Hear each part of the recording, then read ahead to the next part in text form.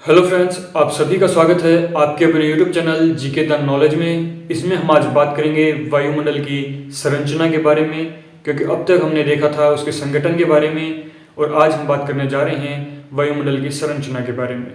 तो बता दें, जो हमारा वायुमंडल है वो विभिन्न परतों से मिलकर बना है, जैसे सौरमंडल, समताप मंडल या फिर मध्य मंडल, आयन मंडल, बाह्य मंडल। इन सभी परतों से मिलकर जो हमारा एटमॉस्फेयर यानी जो वायुमंडल है उसकी संरचना हुई है और इसी के बारे में हम आज बात करेंगे।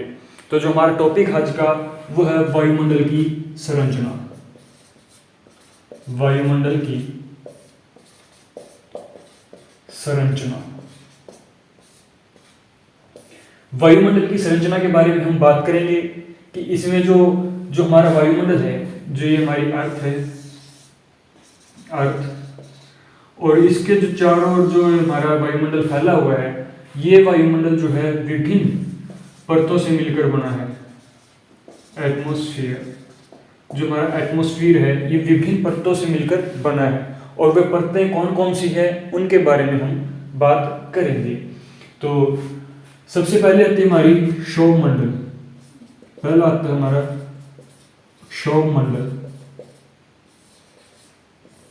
सबसे पहले हमारा अक्षोमंडल यानी जो सबसे पहली परत है वो हमारी है अक्षोमंडल यानी सौरमंडल। इसमें अगर हम बात करें सौरमंडल की, अगर हम बात करते हैं तो ये जो हमारा है अर्थ सरफेस है, अर्थ है, अर्थ मान लेते हैं। तो इसके जो सबसे नजदीक है वो है सौरमंडल। सौरमंडल यानी जो सबसे पहली परत और जो सबसे निचली परत है जिसको हम कहते हैं, ये निचली परत है, निचली परत है सौरमंडल। दूसरी बात क्या है कि जो इसकी ध्रुवों पर जो ऊंचाई है, ध्रुवों पर ऊंचाई वो है 8 किलोमीटर, और जो इसकी ऊंचाई भूमध्य रेखा पर है, भूमध्य रेखा पर इसकी जो ऊंचाई है वो 18 किलोमीटर है।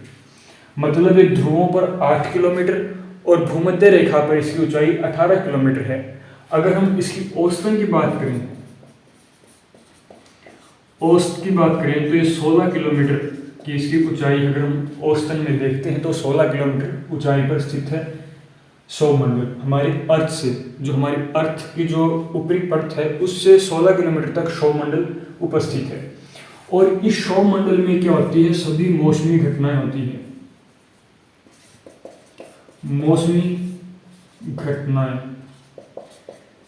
मौसमी घटनाएं जितनी भी होंगी वो सभी इसी मंडल में घटित होती है, चाहे वो बादल का बनना हो, बादल बनना, वर्षा होना, या फिर हवाओं का चलना, ये जो भी जितनी भी घटनाएं हैं, ऋतुएं, जो तापमान है कम ज़्यादा होना, ये सभी जो परिवर्तनशील जो घटनाएं हैं, ये सभी मौसम संबंधी या जलवायु संबंधी जितनी भी घटनाएं हैं वो सभी किसमें होती है, सौरमंडल में होती है। इसके अलावा सौरमंडल में जो तापमान की बात करें तो वो तापमान क्या होता है कि ऊंचाई बढ़ने पर तापमान क्या होता है, घटता जाता है। ऊंचाई पर तापमान कम होता जाता है। जैसे जैसे अगर मान लो 165 मीटर की ऊंचाई पर जाते हैं, तो 1 डिग्री सेल्सियस जो टेम्परेचर होगा, 1 डिग्री सेल्सियस वो क्या होगा, कम हो जाएगा। 165 मीटर ऊंचाई पर 1 डिग्री सेल्सियस जो टेम्परेचर है वो कम हो जाता है। मतलब इसमें जो तापमान ऊंचाई के साथ जो है कम होता जाता है। तो सौरमंडल सबसे निचली परत है, ध्रुवों पर इसकी ऊंचाई 8 किलोमीटर, भूमध्य रेखा पर इसकी ऊंचाई 18 किलोमीटर। यहाँ पर मौसमी संबंधी घटनाएं घटित होती है। ऊंचाई पर तापमान कम हो जाता है, जैसे जैसे ऊपर बढ़ते जाएंगे तापमान कम होता जाएगा। जो अर्थ है, जो उसकी अर्थ की ऊपरी जो परत होगी वो सौरमंडल होगी, या फिर जो सबसे निचली परत है, परतों में सबसे निचली परत सौरमंडल और अर्थ की ऊपरी परत सौरमंडल कहलाती है। औसतन ऊंचाई की बात करें तो इसकी ये 16 किलोमीटर है। इसको नोट डाउन कर लीजिए या स्क्रीनशॉट ले लीजिए, अगर किसी को कोई डाउट हो तो पूछ सकता है। वरना फिर आगे चलते हैं।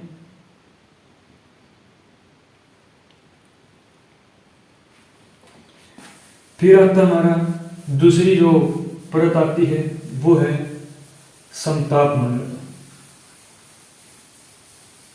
समताप मंडल दूसरी परत है जो कि 50 किलोमीटर की ऊंचाई तक स्थित है।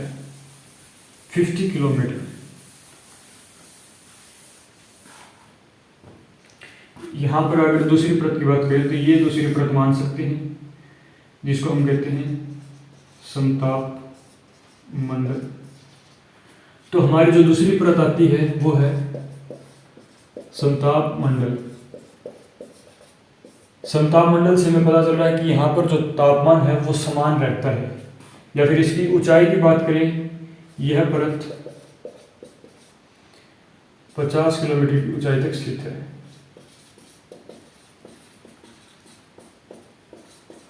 जो हमारी धरती है वहां से लेकर 50 किलोमीटर की ऊंचाई तक, लेकिन इस आरंभ कहाँ से होती है, तो ये 20 किलोमीटर से लेकर या फिर 18 किलोमीटर, जहां पर क्षोभ मंडल खत्म होता है उससे जस्ट ऊपर शुरू होती है समताप मंडल, और ये 50 किलोमीटर तक रहती है।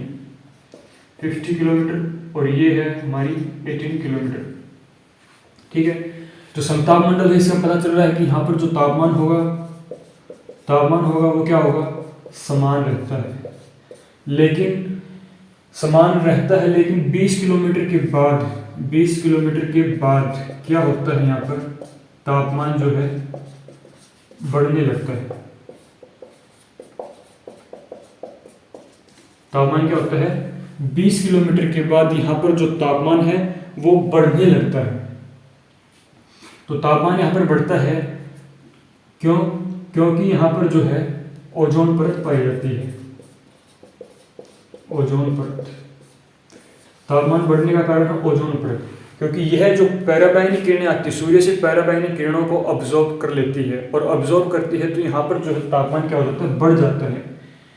इसीलिए यहाँ पर 20 किलोमीटर के बाद 50 किलोमीटर तक यहाँ पर जो तापमान बढ़ने लगता है, वरना यहाँ पर जो तापमान होता है समान रहता है तापमान, लेकिन 20 किलोमीटर के बाद यहाँ पर बढ़ता है क्योंकि ओजोन परत पाई जाती है। इसको समताप मंडल को ओजोन मंडल भी कहते हैं। दूसरा नाम अगर हम बात करें, दूसरा नाम की अगर हम बात करते हैं इसके, तो वो है ओजोन मंडल।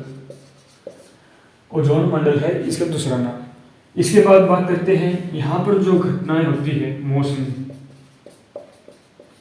मौसमी जो घटनाएं हैं वो यहाँ पर नहीं होती। मौसमी घटनाएं यहाँ पर नहीं होती।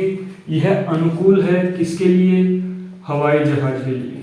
हवाई जहाज, यानी कि इस मंडल में, यानी समताप मंडल में ही क्या है, हवाई जहाज उड़ती है। Best place for the air is समताप मंडल। ठीक है, और यहाँ पर मौसमी घटनाएं नहीं होती।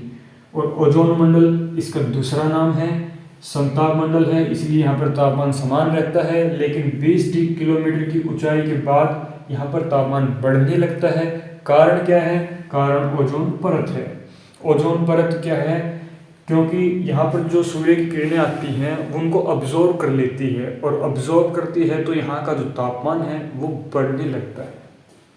ठीक है, उसके बाद हमारी बात करते हैं तीसरी परत की, जिसका नाम है मध्य मंडल। इसको नोट डाउन कर लीजिए, फिर आगे चलते हैं। हमारी थर्ड जो परत है उसके ऊपर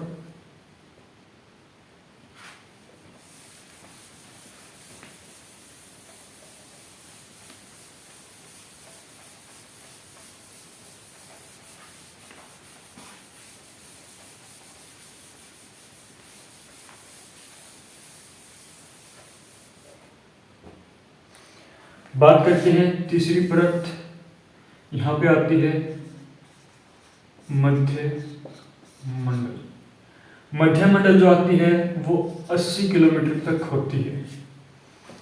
पहले आती है सौर मंडल, फिर समताप मंडल, फिर आती है मध्य मंडल जो 80 किलोमीटर तक स्थित है।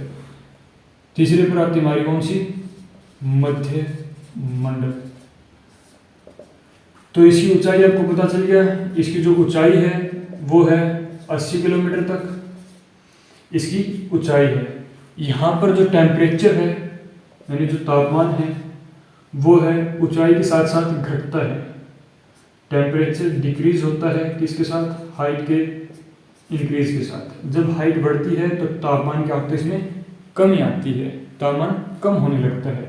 और यहाँ का जो तापमान है वो -100 डिग्री सेल्सियस के पास चला जाता है, -100 डिग्री सेल्सियस के पास तक पहुँच जाता है मध्यमंडल में। और मध्यमंडल में उल्काएं जो होती है, उल्काएं संबंधित जो घटनाएं होती है वो इस मध्यमंडल में होती है। मध्यमंडल में जो उल्काएं संबंधित जो घटनाएं घटित होती है, या जिसको कहते हैं जो तारा टूटना दिखाई देता है, वो इस मंडल में हमें क्रियाएं होती दिखाई देती है।